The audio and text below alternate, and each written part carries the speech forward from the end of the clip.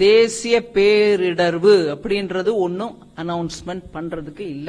குஜராத்ல பாதிப்புகள் ஏற்படக்கூடிய நேரத்துல பிரதமர் மோடி 1000 கோடின்னு அறிவிக்கிறாங்க. அமைச்சர் என்ன சொல்றாரு, கேட்டவன கொடுக்கறதுக்கு நாங்க ஏடிஎம்மா? என்னங்க இது ஒரு பொறுப்பற்ற பேச்சு இல்ல.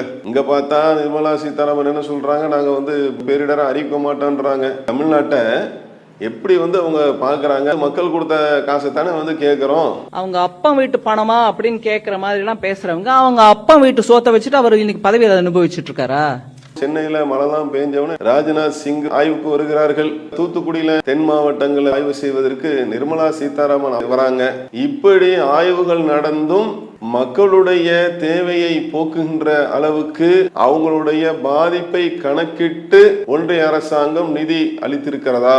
நாங்க பேரிடரா அறிவிக்க மாட்டோம். 9 வருஷம் ஆட்சியே ஒரு மிகப்பெரிய ஒரு பேரிடங்கிறதுனால இது தனியா ஒரு பேரிடரா நாங்க பார்க்க மாட்டோம் அப்படின்னு சொல்லிட்டாங்கன்னு அவங்க சொன்னாங்க.